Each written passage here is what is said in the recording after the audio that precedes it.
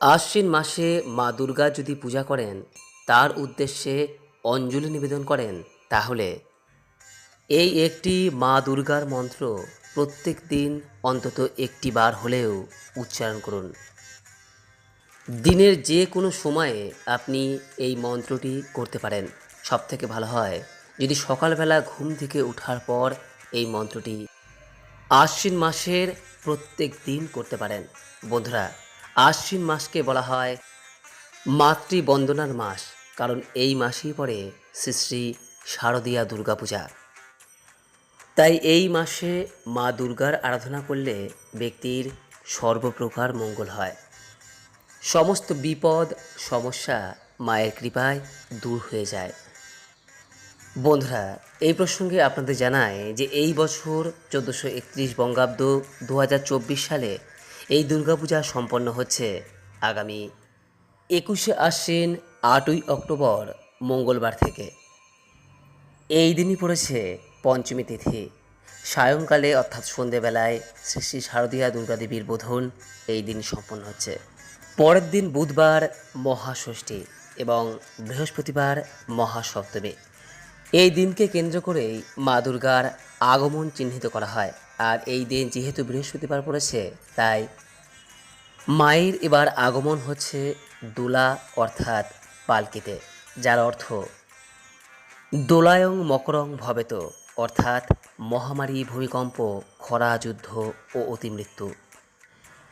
এবছর মহাষ্টমী পড়েছে 24শে আশ্বিন 11ই অক্টোবর শুক্রবার। মহানবমী এবং বিজয়া দশমী একই দিনই সম্পন্ন হচ্ছে এই বছর, অর্থাৎ 12ই অক্টোবর শনিবার। শনিবার মায়ের গমনের অর্থ হল মা দুর্গা এবার কৈলাসে ঘোড়া অর্থাৎ ঘটকের পিঠে আসীন হয়ে ফিরে যাবেন দেবী। এর ফল ছত্রভঙ্গস্থ রঙ্গমে, অর্থাৎ সামাজিক, অর্থনৈতিক, রাজনৈতিক অস্থিরতা বৃদ্ধি, রাষ্ট্রে রাষ্ট্রে যুদ্ধ। ফলে শাস্ত্রমতে এই বছর মায়ের আগমন এবং গমন দুইয়ের ফলই মন্দ। তাই এই অশুভ প্রভাব কাটানোর জন্য আশ্বিন মাসে প্রত্যেক দিন অন্তত একবার হলেও এই দুর্গা মন্ত্র মুখে আনুন। দেখবেন সমস্ত মন্দ, সমস্ত অশুভ প্রভাব, সমস্ত সমস্যা এবং বিপদ দূর হয়ে যাবে। আপনার এবং আপনার পরিবারের নিশ্চিতরূপেই মঙ্গল হবে। বন্ধুরা, এই প্রসঙ্গে আপনাদের জানায় যে এই মুহূর্তে আবার পিতৃপক্ষ চলছে, যার সমাপ্তি হবে আগামী 2রা অক্টোবর 15ই আশ্বিন মহালয়ার অমাবস্যার মধ্য দিয়ে। আর শাস্ত্রমতে এই পিতৃপক্ষ চলাকালীন সময়েও এই দুর্গা মন্ত্রটি উচ্চারণ করতে হয়। বন্ধুরা, সনাতন ধর্ম অনুসারে পরমেশ্বরী মহাশক্তিকে বলা হয়ে থাকে মহামায়া, যিনি হলেন আদ্যা শক্তি, যার মধ্যেই সমাহিত সমস্ত প্রকার শক্তি। তিনি কখনো মাতৃরূপে, পিতৃরূপে, শক্তিরূপে, শান্তিরূপে এবং বিদ্যারূপে আবির্ভূতা। তিনি হলেন সম্মিলিত সমস্ত দেব শক্তির প্রতীক। অসুর, আসুরিক প্রবৃত্তি এবং সমস্ত প্রকার অপশক্তি বিনাশে দেবতাদের সম্মিলিত শক্তিতে তিনি আবির্ভূত হন মহাশক্তি, মহামায়া হিসেবে। আর সেই মহাশক্তিকেই আমরা কখনো দেবী দুর্গা, কখনো ছিন্নমস্তা, কখনো কালিকা হিসেবে পূজা করি। তার মধ্যেই বিরাজিত ত্রিগুণা শক্তি সত্য, রজ, তম। তার মধ্যেই স্থিত লক্ষ্মী, সরস্বতী এবং সমগ্র ব্রহ্মশক্তি। আর এই মহামায়ার আরাধনা তখনই সুসম্পন্ন হয় যখন এই মন্ত্রটির মাধ্যমে তাকে আহ্বান করা হয়। এই মন্ত্রকে বলা হয় সর্বশক্তি মঙ্গলকারী মন্ত্র। এই মন্ত্র উচ্চারণের দ্বারা সংসারের সার্বিক মঙ্গল এবং কল্যাণের আহ্বান করা হয়। বন্ধুরা, আপনারা অনেকেই হয়তো এই মন্ত্রটি শুনেছেন। আর এই মন্ত্রটি হলো ওম সর্বমঙ্গলা মাঙ্গল্যে শিবে সর্বার্থ সাধিকে শরণ্যে ত্র্যম্বকে গৌরী নারায়ণী নমস্তুতে। এর অর্থ হলো, হে শিবের পত্নী, সকল মঙ্গলে তুমি মঙ্গল স্বরূপা, কল্যাণদাত্রী, সর্বসিদ্ধি প্রদায়িনী, আশ্রয়দাত্রী, ত্রিনয়না গৌরবদনা নারায়ণী, তোমাকে প্রণাম নিবেদন করি। বন্ধুরা, অসীম শক্তিশালী এই মন্ত্রটি জীবনের সমস্ত প্রকার বাধা দূর করতে সহায়তা করে। এই মন্ত্র উচ্চারণের মাধ্যমে দেবী মহামায়ার আশীর্বাদ লাভ করা যায়। এই মন্ত্রটি উচ্চারণে কিছু নির্দিষ্ট নিয়ম রয়েছে। মূলত দেবীপক্ষের সময়কালে এই মন্ত্রটি উচ্চারণ করতে হয়। প্রত্যেক দিন সকালবেলা ঘুম থেকে ওঠার পর এই মন্ত্র উচ্চারণের বিধান রয়েছে। বন্ধুরা, আমরা সকলেই জানি যে সনাতন ধর্ম অনুসারে আমাদের সর্বদা ব্রহ্ম মুহূর্তে ঘুম থেকে ওঠা প্রয়োজন। অর্থাৎ মোটামুটি ভোর 4টে থেকে 6টা পর্যন্ত সময়কালের মধ্যে আমাদের এই সময় ঘুম থেকে ওঠা প্রয়োজন।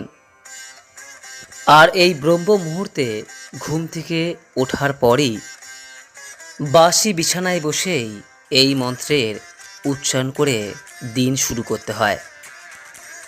যদি ব্রহ্ম মুহূর্তে ঘুম থেকে উঠতে নাও পারেন, দিনের যে সময় আপনি ঘুম থেকে উঠবেন সেই সময়ই ঘুম থেকে ওঠার পর এই মন্ত্রটি সর্বপ্রথম উচ্চারণ করবেন। দেখবেন দিনটি আপনার নিশ্চিত রূপেই ভালো যাবে। ব্রহ্ম মুহূর্তে এটি করতে পারলে সবথেকে বেশি কার্যকরী হবে।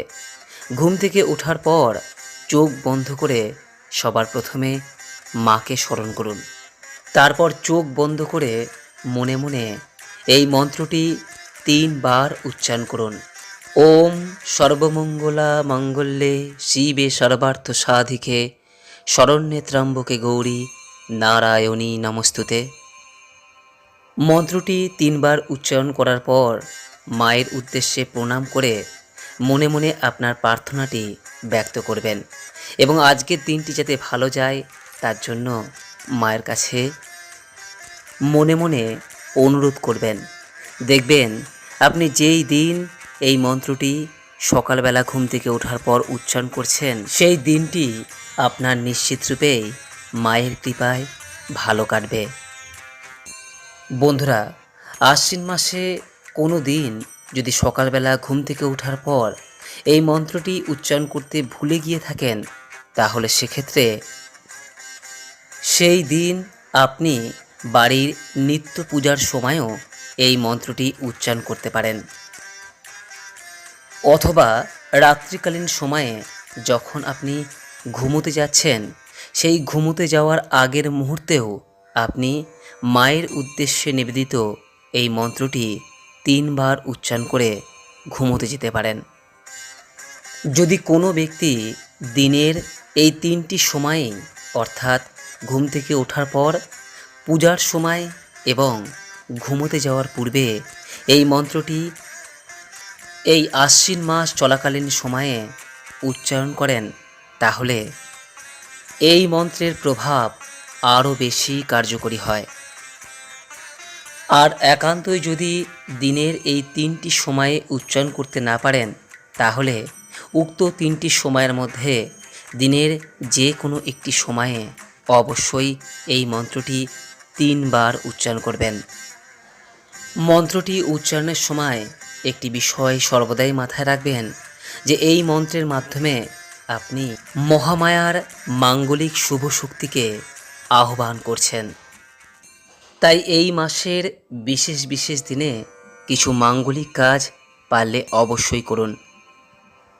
এই মাসে কোন কোন মাঙ্গলিক কাজ আমাদের করা প্রয়োজন এবং কোন কোন দিনে করা প্রয়োজন সে বিষয়ে পরবর্তী সময়ে বিভিন্ন ভিডিওর মাধ্যমে আপনাদের সামনে আলোচনা করব।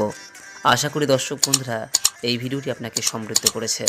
এরপর যদি এই সংক্রান্ত কোনো প্রশ্ন বা মতামত থাকে নিচের কমেন্ট বক্সে অবশ্যই জানাবেন। আশ্বিন মাস মায়ের কৃপায় সকলের ভালো কাটুক এই কামনা করে আজকের মতো ভিডিওটি এখানেই শেষ করলাম। নমস্কার, ধন্যবাদ। ঈশ্বর আপনার মঙ্গল করুক।